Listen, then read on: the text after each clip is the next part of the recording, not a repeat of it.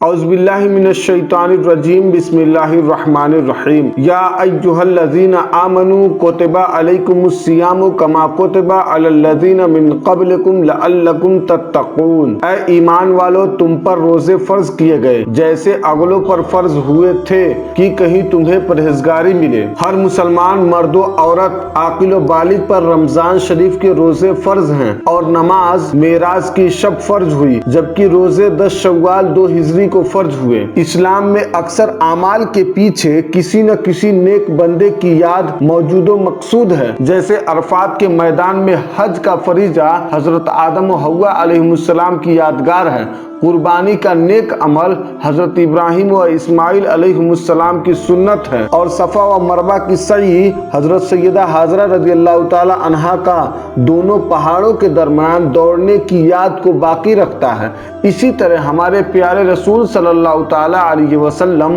رمضان شریف کے مہینے میں کچھ دن کھانے پینے سے پرہیز کرتے تھے، یعنی ہمارے حضور سرکار مصطفیٰ صلی اللہ تعالی علیہ وسلم نے رمضان شریف میں بھوکے اور پیاسے رہنا پسند فرمایا، تو اللہ تعالیٰ نے بھی روزے کے لیے ماہ رمضان شریف کو پسند فرما لیا اور پورے رمضان شریف کے روزے ایمان والوں پر فرض کر دیے، تاکہ میرے حبیب صلی اللہ تعالی علیہ وسلم کی یادگار باقی رہے اور محبوب مصطفیٰ صلی اللہ تعالی علیہ وسلم کی سنت بھی قائم رہے۔ روزہ سابقہ امتوں پر بھی فرض تھی، جیسا کہ حضرت آدم علیہ السلام ہر ماہ کی 13، 14، 15 کو روزہ رکھتے تھے، اور حضرت نوح علیہ السلام پورے سال روزہ رکھتے تھے، اور حضرت داؤد علیہ السلام ایک دن چھوڑ کر ایک دن روزہ رکھتے تھے، اور حضرت عیسیٰ علیہ السلام ایک دن روزہ رکھتے تھے اور 2 دن نہیں رکھتے تھے۔ روزہ رکھنے کے سبب روزہ دار متقی پرہیزگار بن جاتا ہے، اسی لیے اللہ تعالیٰ فرماتا ہے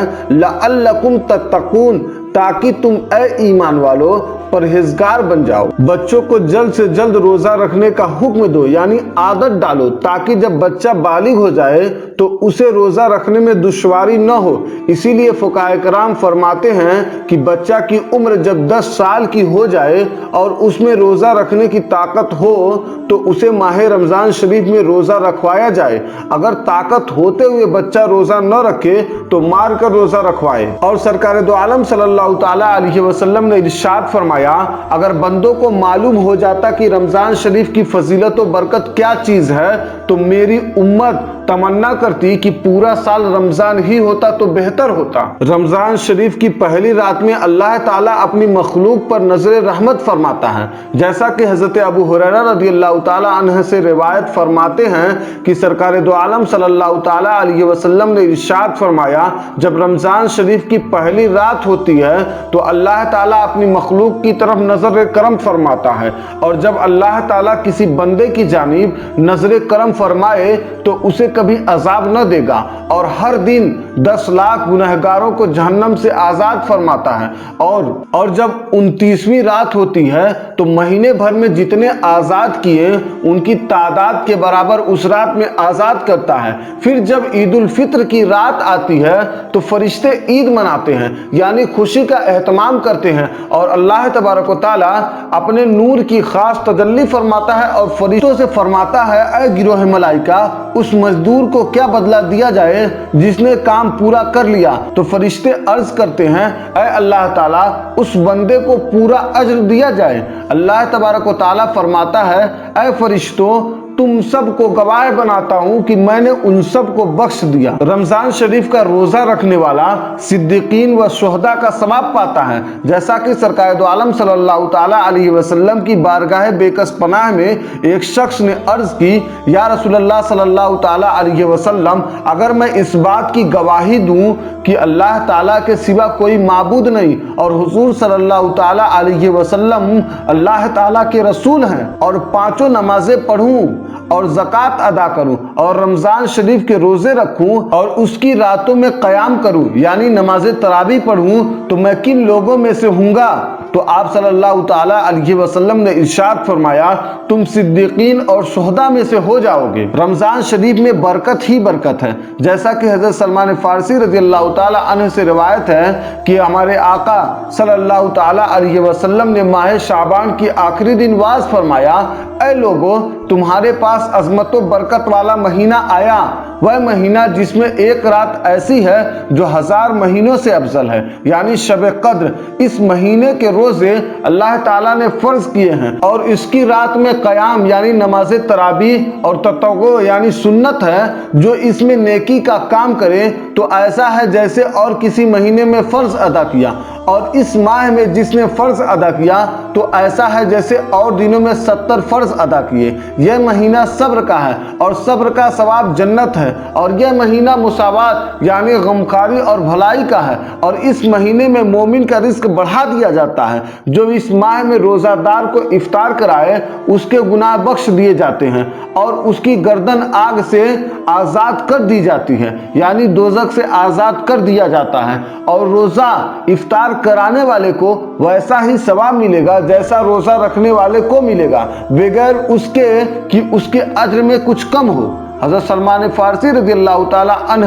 کہتے ہیں کہ ہم نے عرض کی یا رسول اللہ صلی اللہ تعالی علیہ وسلم، ہم میں سے ہر شخص اتنی طاقت نہیں رکھتا کہ وہ روزہ افطار کرائے، تو سرکار دو عالم صلی اللہ تعالی علیہ وسلم نے ارشاد فرمایا اللہ تعالیٰ یہ ثواب ہر اس شخص کو دے گا جو ایک گھونٹ دودھ یا ایک کھجور یا ایک گھونٹ پانی سے روزہ افطار کرائے، اور جس نے روزہ دار کو پیٹ بھر کھلایا اس کو اللہ تعالیٰ میرے حوض سے پلائے گا، اور کبھی وہ پیاسا نہ ہوگا یہاں تک کہ جنت میں داخل ہو جائے۔ یہ وہ مہینہ ہے کہ اس کا اول رحمت اور اس کا اوسط مغفرت اور آخر جہنم سے آزادی کا ہے۔ جو اپنے غلام یعنی نوکر پر اس مہینہ میں تخفیف کرے یعنی کم کام لے تو اللہ تعالیٰ اس شخص کو بخش دے گا اور جہنم سے آزاد فرما دے گا۔ رمضان شریف ابر رحمت ہے۔ کعبہ شریف اللہ تعالیٰ کا پیارا گھر مسلمان کو بلا کر دیتا ہے، جیسا کنواں کی اس کے پاس جائیں تو پانی ملتا ہے،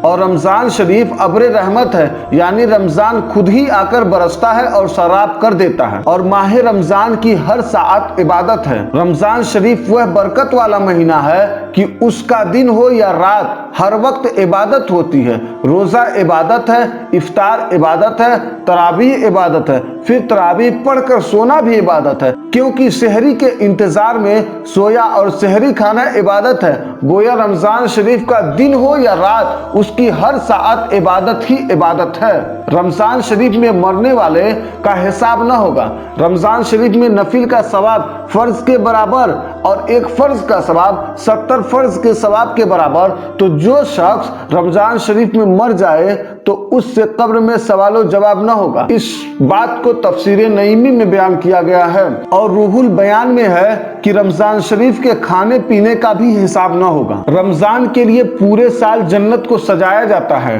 جیسا کہ ابن عمر رضی اللہ تعالی عنہ سے روایت ہے کہ سرکار دو عالم صلی اللہ تعالی علیہ وسلم نے ارشاد فرمایا جنت ابتدائے سال سے آئندہ سال تک رمضان شریف کے لیے سجائی جاتی ہے۔ جب رمضان شریف کا پہلا دن آتا ہے تو جنت کے پتوں سے عرش کے نیچے ایک ہوا حور عین پر چلتی ہے اور وہ کہتی ہیں اے رب تعالیٰ تو اپنے بندوں میں سے ہمارے لیے ان کو شوہر بنا جن سے ہماری آنکھیں ٹھنڈی ہو اور ان کی آنکھیں ہم سے ٹھنڈی ہو۔ رمضان شریف میں آسمانوں کے دروازے کھول دیے جاتے ہیں، جیسا کہ حضرت ابو ہریرہ رضی اللہ تعالی عنہ سے روایت ہے کہ فرماتے ہیں کہ سرکار دو عالم صلی اللہ تعالی علیہ وسلم نے ارشاد فرمایا جب رمضان آتا ہے تو آسمان کے دروازے کھول دیے جاتے ہیں۔ ایک روایت میں آتا ہے کہ جنت کے دروازے کھول دیے جاتے ہیں، اور ایک دوسری روایت میں ہے کہ رحمت کے دروازے کھول دیے جاتے ہیں اور جہنم کے دروازے بند کر دیے جاتے ہیں اور شیاطین جنجیروں میں باندھ دیے جاتے ہیں۔ بخاری شریف اور مسلم شریف میں یہ تمام حدیثیں موجود ہیں۔ رمضان شریف میں شیاطین قید کر دیے جاتے ہیں جیسا کہ سرکار دو عالم صلی اللہ تعالیٰ علیہ وسلم ارشاد فرماتے ہیں، جب رمضان کی پہلی رات ہوتی ہے تو شیاطین اور شرکس جن قید کر دیے جاتے ہیں اور جہنم کے دروازے بند کر دیے جاتے ہیں اور جنت کے دروازے کھول دیے جاتے ہیں اور ان میں سے کوئی دروازہ بند نہیں کیا جاتا، اور منادی پکارتا ہے، اے خیر یعنی بھلائی کے چاہنے والے متوجہ ہو جا، اور اے شر کے طلبگار باز رہ، اور کچھ لوگ جہنم سے آزاد کیے جاتے ہیں، اور یہ ہر رات رمضان میں ہوتا ہے۔ رمضان شریف میں ہمارے حضور کی خاص عطا ہوتی ہے، جیسا کہ حضرت عبداللہ ابن عباس رضی اللہ تعالی عنہما فرماتے ہیں کہ جب رمضان شریف کا مہینہ آتا ہے تو رسول اللہ صلی اللہ تعالی علیہ وسلم تمام قیدیوں کو آزاد فرما دیتے اور ہر سائل مانگنے والے کو عطا فرماتے۔ اے ایمان والو، رمضان شریف میں ہمارے حضور صلی اللہ تعالی علیہ وسلم تمام قیدیوں کو آزاد فرما دیتے تھے، تو ہم بھی آج نہ جانے کتنے غم و علم اور مصیبت و بیماری کے قیدی بنے ہوئے ہیں، دشمنوں کے نرغے میں پھنسے ہوئے ہیں۔ آؤ اپنے پیارے آقا صلی اللہ تعالی علیہ وسلم کی بارگاہ کرم میں اس ماہ مبارک رمضان شریف میں عرض کریں کہ آقا کل کے قیدیوں کو آپ نے آزاد کیا تھا، ہم بھی زمانے کے ستم کے قیدی بن چکے ہیں، ایک نگاہ کرم ڈال دیجئے اور قید غم سے آزاد فرما دیجئے، یقیناً کرم ہوگا اور آزادی نصیب ہوگی۔ اور دوسری بات یہ ہے کہ صحابہ کرام رضوان اللہ تعالی علیہم اجمعین حضور صلی اللہ تعالی علیہ وسلم سے مانگتے تھے اور ہمارے حضور صلی اللہ تعالی علیہ وسلم مانگنے والے کو عطا فرماتے تھے۔ پتہ چلا اور معلوم ہوا کہ سرکار دو عالم صلی اللہ تعالی علیہ وسلم سے مانگنا صحابہ کرام رضوان اللہ تعالی علیہم کی سنت ہے، اور نبی سے مانگنے کو شرک و بدعت کہنا بے ایمان وہابی دیوبندی کی گندی طبیعت ہے۔ اس لیے ہم ایمان والے آقا کریم صلی اللہ تعالی علیہ وسلم کے غلام اپنے پیارے نبی صلی اللہ تعالی علیہ وسلم سے مانگتے تھے اور مانگتے رہیں گے انشاءاللہ تعالی، اور اللہ کی دین و عطا سے ہمارے نبی دیتے تھے اور دیتے ہیں اور دیتے رہیں گے۔ خوب فرمایا عاشق مصطفیٰ سرکار اعلی حضرت علیہ الرحمت و رضوان نے کہ کون دیتا ہے دینے کو منہ چاہیے، دینے والا ہے سچا ہمارا نبی۔ اور قیامت میں رمضان اور قرآن روزے دار کی شفاعت کریں گے۔ رمضان اللہ تعالیٰ کی بارگاہ میں کہے گا، یا اللہ تعالیٰ میں نے اسے دن میں کھانے پینے سے روکے رکھا تھا، اور قرآن عرض کرے گا، یا رب العالمین میں اسے رات میں تلاوت قرآن یعنی تراویح کے ذریعے سونے سے روکے رکھا تھا۔ اللہ تعالیٰ رمضان اور قرآن کی شفاعت قبول فرمائے گا اور روزہ دار کو بخش کر جنت عطا فرمائے گا۔ اس حدیث کو مسند امام احمد ابن حنبل اور تفسیر نعیمی میں بیان کیا گیا ہے۔ پچھلے تمام گناہ معاف ہو جاتے ہیں، جیسا کہ سرکار دو عالم صلی اللہ تعالی علیہ وسلم ارشاد فرماتے ہیں، من صام رمضان ایمانا و احتسابا غفر له ما تقدم من ذنبه۔